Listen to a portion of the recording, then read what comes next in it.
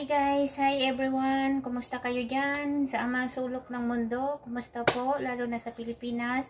Nakakaawa pong ating mga kababayan sa Pilipinas.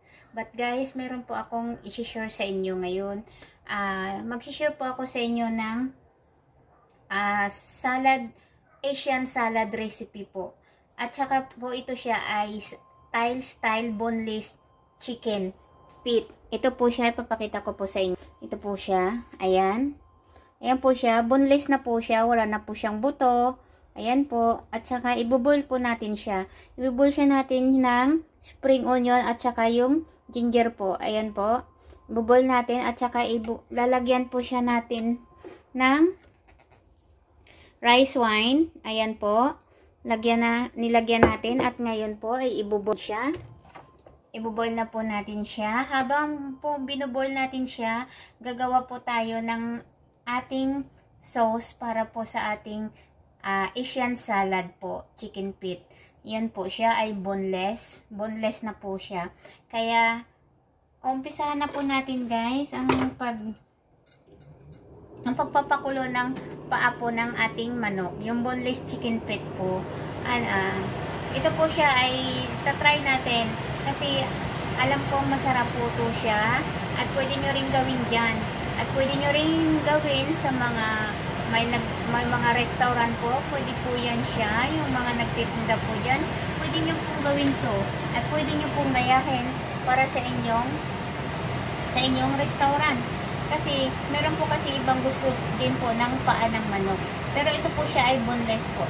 Kaya po, hintay lang po at papakita ko sa inyo. At tatakpan na po siya natin. Habang papakuluin lang po natin siya ng 45 minutes.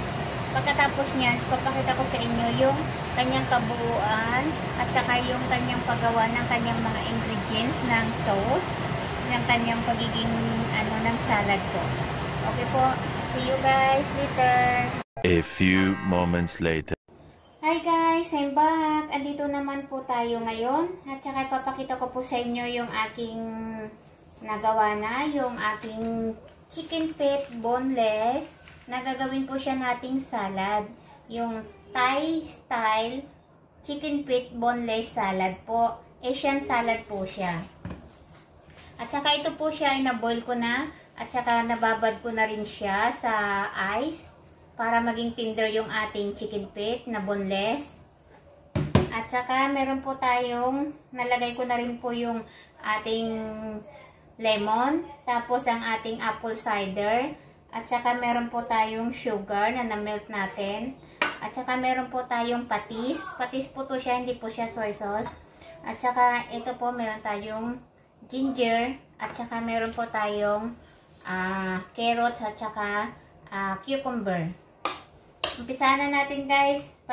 Nalagay ko na po dito yung apple cider at saka yung lemon. Ilalagay po natin yung patis. At saka meron pa pala tayo.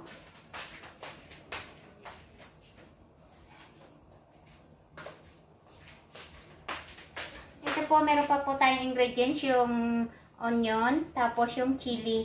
Konti lang po yung chili na nilalagay ko. At saka meron pa po tayo isa pang ilalagay, sorry.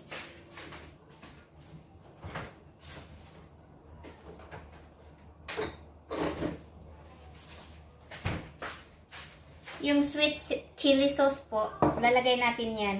Sorry po tayo ay tapos ilalagay na po natin yung ito po yung sugar. Tatansyahin lang po natin para kasi para siyang sweet and sour ang lasa niya. 2 spoon lang po ang nilagay ko. Ayan na po siya. At saka yung patis po natin, isang 1 tablespoon lang po siya. Ilalagay na po natin ang onion. Ilalagay natin. At saka yung ating chili. Yung chili ko po ay 2 lang po. Hindi ko po masyado nilagyan ng marami. Para hindi po masyado maanghang. Kasi yung alaga ko hindi pwede kumain yung bunso ng sobrang anghang. At saka ilalagay na po natin yung ito. Tatanggalin na natin siya sa ice. Kailangan wala siyang tubig.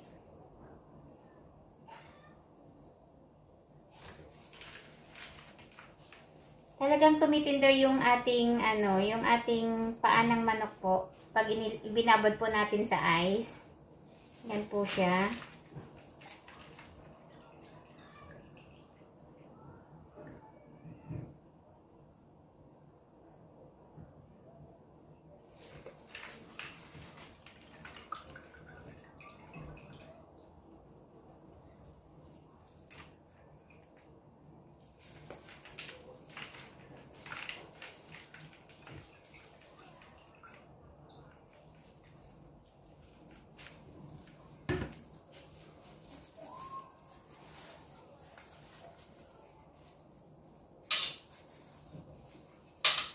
Yan na po, i-mix lang natin.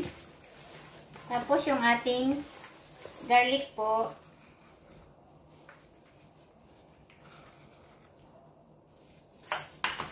Depende sa inyo kung ano karami yung garlic nyo.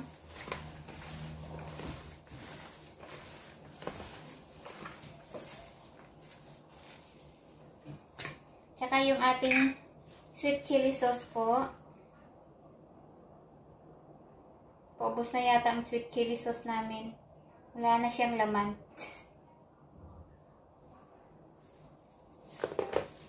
Pipigain na lang natin po. Wala nang laman pala.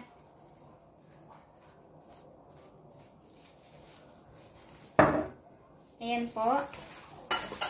Mix lang natin.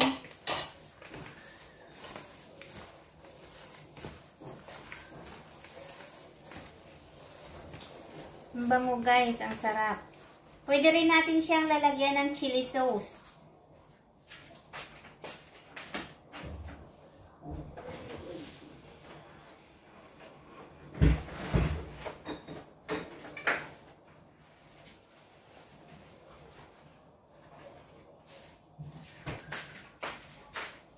Ito po siya, ilalagyan ko siya ng garlic chili sauce.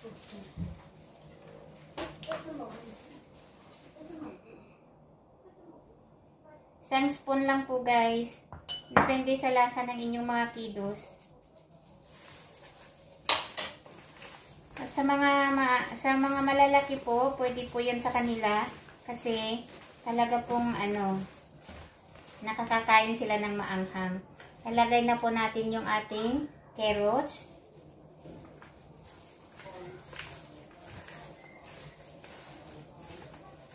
Tsaka yung ating cucumber. Maraming nakat ko na cucumber guys.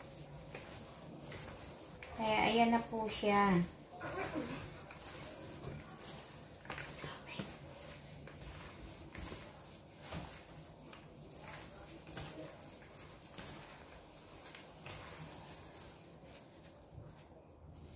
Titikman na natin na ang lasa.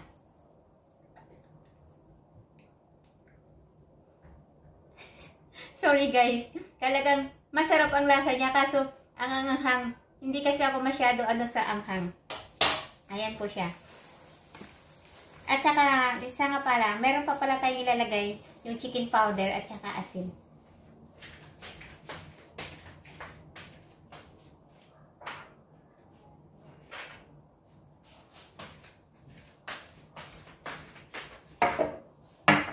Lalagyan siya natin ng chicken powder para may lasa. Konti lang din po ang lalagay natin. Ayan. Tsaka lalagyan din natin siya ng asin. Konti lang din po.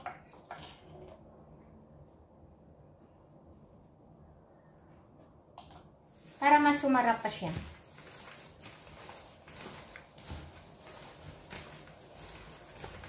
Ayan na siya guys,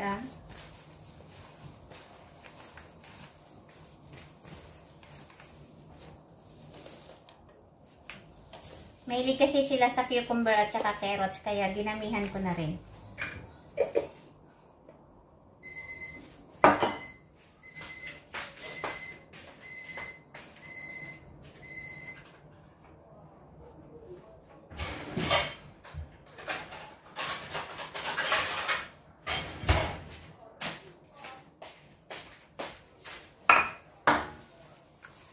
Tsaka pwede nyo na rin siyang ibabad guys. Ito siya guys, ilagay ko.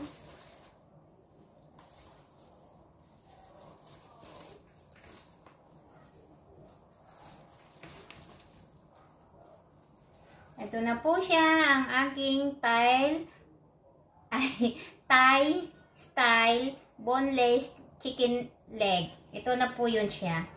Ayan siya, guys.